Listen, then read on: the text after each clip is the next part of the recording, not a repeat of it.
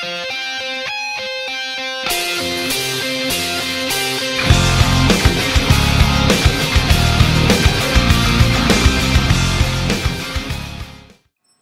fact: at the age of 3, R.J. Martin received his first knife, and as a freshman in high school, he made one for the first time.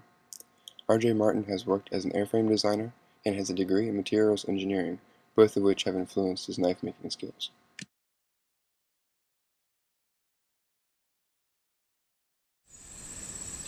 Hello everyone, once again I have another knife review for you today. In this video, we're going to be taking a look at the Kershaw Zing. This knife has been part of my collection for the past 2 months and has been rotated in and out of my EDC for a good amount of that time. And I really have to say I've been extremely happy with both the use of this knife and just the collectability. Alright, this knife is made by Kershaw, and when I first started collecting knives I was really drawn to them simply because of Ken Onion's designs. But as my collection grows and as I use more and more knives in my EDC, I find that from Kershaw I really do enjoy R.J. Martin's designs, which is this Kershaw Zing here. Right? So in this video we're going to talk about the knife, go over some specifications, and then just do an overall review. So first off, some specifications on the knife. Right? The blade steel that Kershaw is using is their Sandvik 14C28N. You can see it has a satin finish blade on there. Very, very nice looking. Alright, handle material is a injection molded polyamide, basically just a hard plastic. Alright, blade length comes in at 3 inches.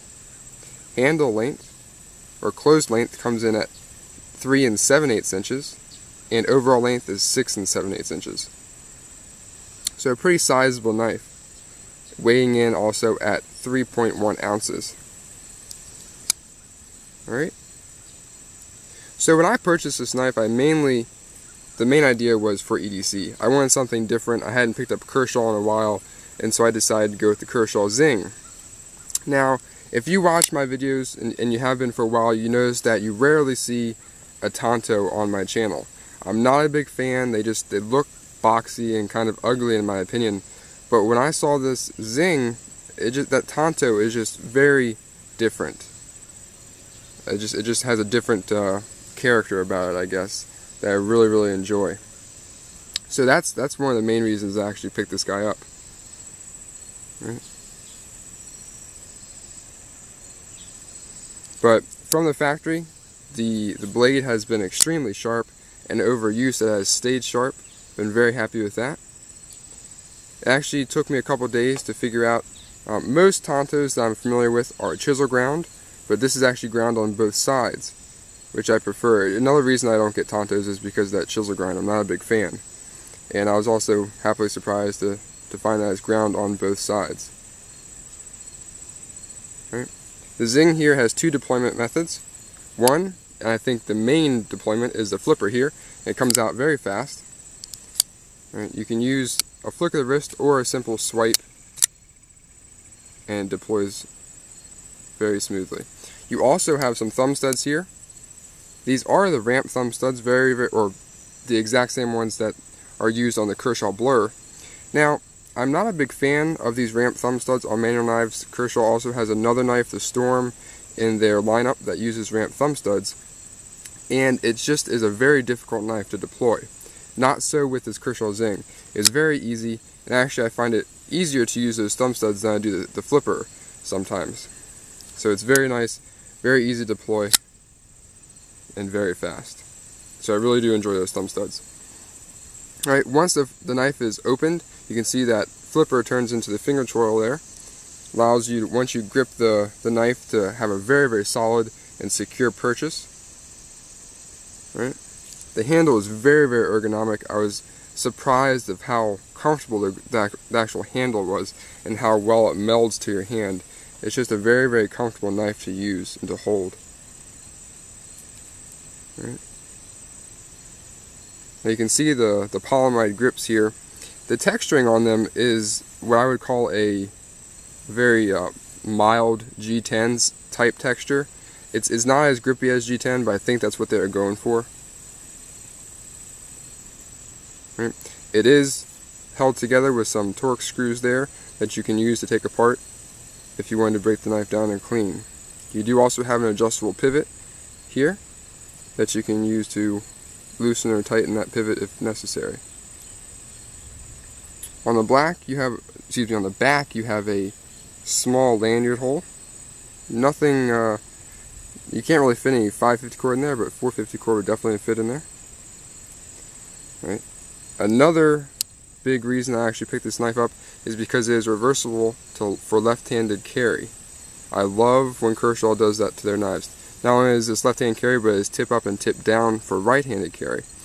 When it came from the factory, it was tip down. I have swapped it for tip up, which is my preferred carry method. All right. So, good job Kershaw for making that lefty compatible. Alright, you can see the pocket clip here is very similar to the pocket clip on the Oh So Sweet, which I do like. It does hold the knife very securely in your pocket, but I do find it's a little difficult to get in your pocket if you're only using one hand. The pocket clip is very, very tight, and there's not much of a lip to really easily access the side of your pocket. Although if you use two hands, it's not a problem. All right. You can see the back spacer here has a little bit of a ridging or some bumps. Doesn't really do much for a grip, but it is just a nice little added look to the knife. Gives it a little bit more character, I guess you could say. All right. This is a liner lock. Lockup is very nice, very early on the blade. No up and down, no side to side play whatsoever. Been very happy. I have been using this knife pretty hard, putting it through its paces, and I have it has not developed any blade play whatsoever. Right. Very easy to close, not a problem. Okay. There is a slight amount of jimping on the thumb ramp here. I do, however, wish they would put a little bit more on there, or maybe even lead some onto the top of the blade, just for some added grip. Now, a finger twirl does allow you to get a very secure grip, but I'm not a stickler for jimping, but I think on this knife it would be a little bonus to have a little bit more jimping on there. To go along with the jimping, there is a slight amount of jimping here on the flipper, although I think if they made it a little bit more aggressive, it would make it easier to deploy the knife with the flipper. I don't think there's enough traction to really get a good flip out of there unless you use a lot of your wrist. Whereas the thumb stud has quite a bit of jimping on there from that ramped portion that allows you to get a good purchase on the knife and deploy the blade fast. So overall, I've been very happy with the knife. It's been a great EDC, great user. Has really done a fantastic job.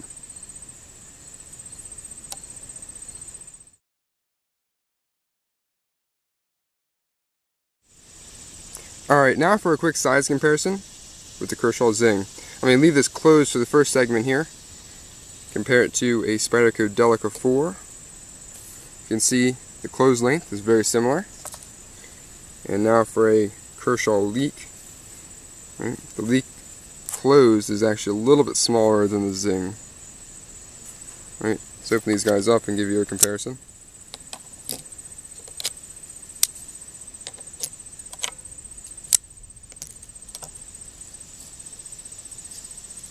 Right, you can see the Delica just a little bit smaller, and the Leek as well, just a tad bit smaller. Alright, so that's a little knife comparison. Now let's just do one that everyone seems to enjoy. The US dollar here compared to the Kershaw Zing. Alright, so it's just been a quick size comparison.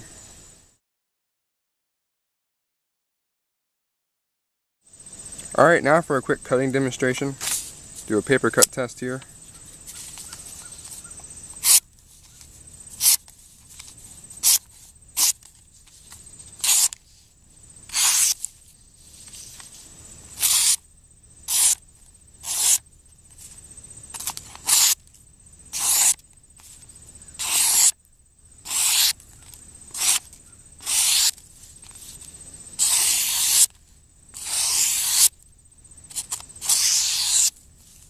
Just extremely sharp, even after a lot of use.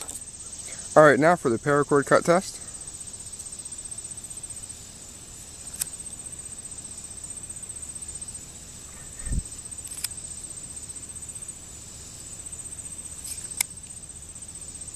Just going right through it.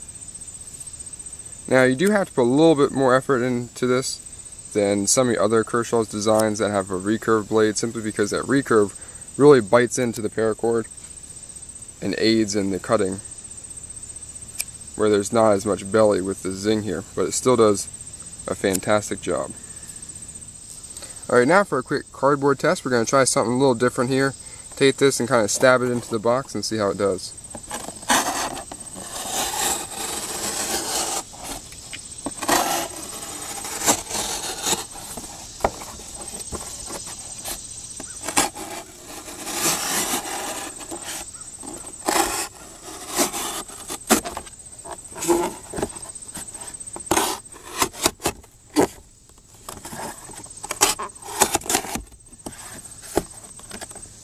There we go, Kershaw Zing.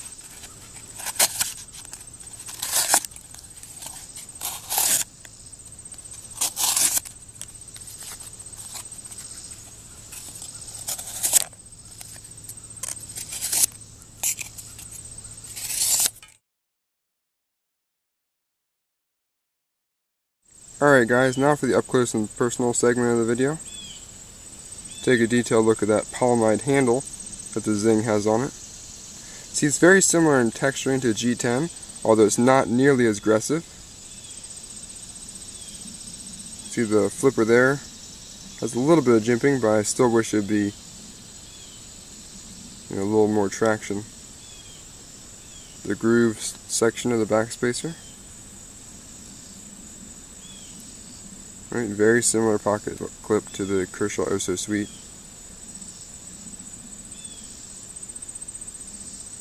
They're the ramp thumb studs.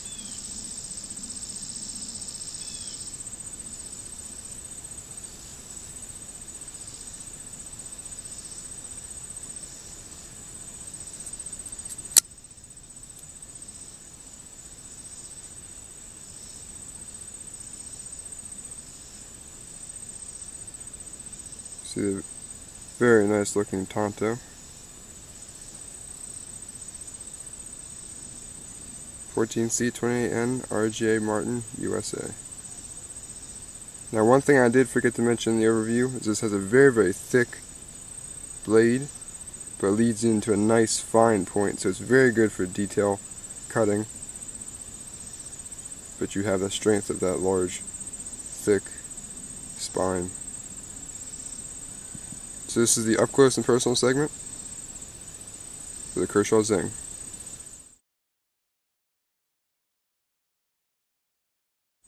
Alright, so final thoughts for the Kershaw Zing. I must say I've been very impressed with this little knife from Kershaw. It's far exceeded my expectations, especially for the price point that you can acquire this guy at. It's been a wonderful EDC, and it will definitely be something in my collection for a long time. There are a couple things I wish they would improve, one being the jimping on the flipper. Right. That's pretty much it.